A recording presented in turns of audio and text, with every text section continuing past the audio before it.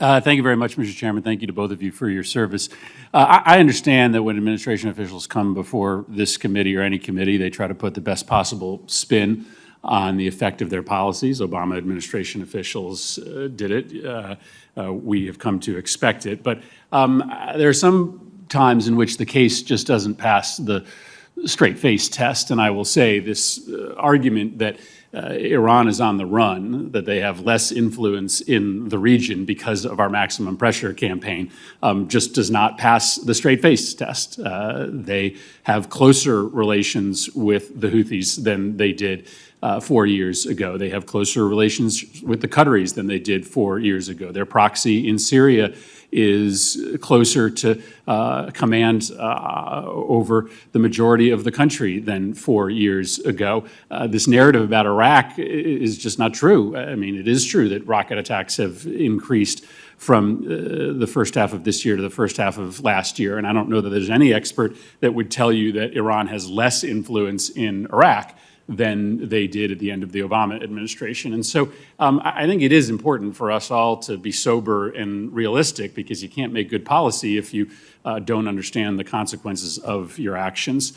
That's a statement, and here are my two questions, both for you, Ambassador Hale. I think we also have an accountability crisis in the region. Part of the reason we are so weak right now in and around the Middle East is because our allies and our adversaries, generally don't believe that there's much consequence for taking action against the United States or taking action in contravention of U.S. interests. The obviously most high-profile example is the dismemberment of Jamal Khashoggi.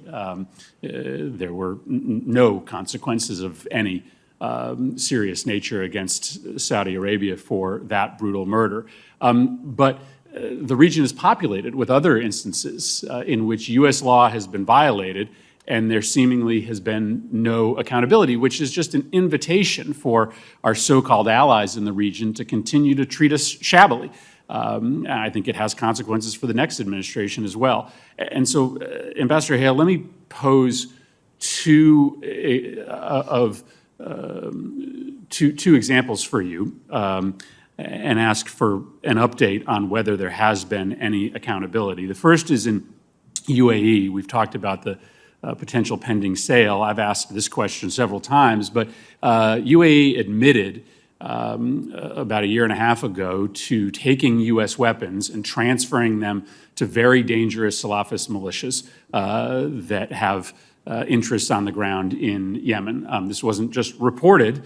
This was admitted to by UAE. And for a year and a half, this committee has been told that it has been under investigation. And so my question is, what specific steps have been taken to hold UAE accountable for the illegal transfer of U.S. weapons to militia groups on the ground in the region?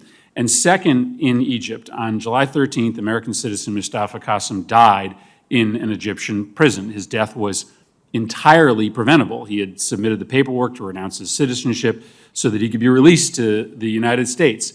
On February 26th, Assistant Secretary Shanker said that the State Department's deliberations about what actions to take in consequence were a work in progress. And so let me ask you, can you provide us an update? Has there been any public action? And I think public action is important, because if the world doesn't see us engaging in accountability, then it's hard for it to have an effect. Has there been any public accountability measures taken for the transfer of weapons in UAE or the killing of Mustafa Qasim in an Egyptian prison? I'd be happy to get you a full answer in writing to your two questions. What I have to say this morning is that we have had very serious conversations with both of those governments about those activities. In the case of the Emirates, I'm confident that the Emiratis understand exactly what is permitted and what is not, and how serious these allegations are about what happened, and that there can be nothing like that again, because it's jeopardizing our ability to meet their legitimate security needs.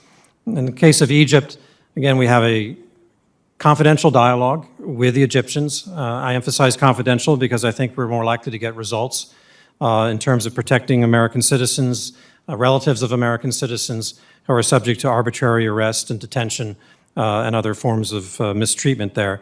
And we have had some success in getting them released. But we will continue to have those conversations with the Egyptians and to spell out how unacceptable this kind of abusive behavior is. Well, Mr. Chairman, the Saudis, as a consequence of killing Jamal Khashoggi, got a smiling photo op with Secretary Pompeo. Apparently, from what we are hearing today, the Emiratis and the Egyptians have gotten stern private conversations.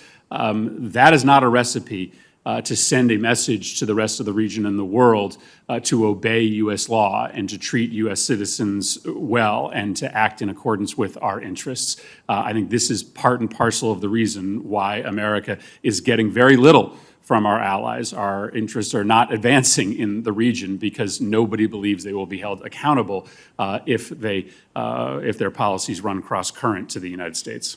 Senator Cruz.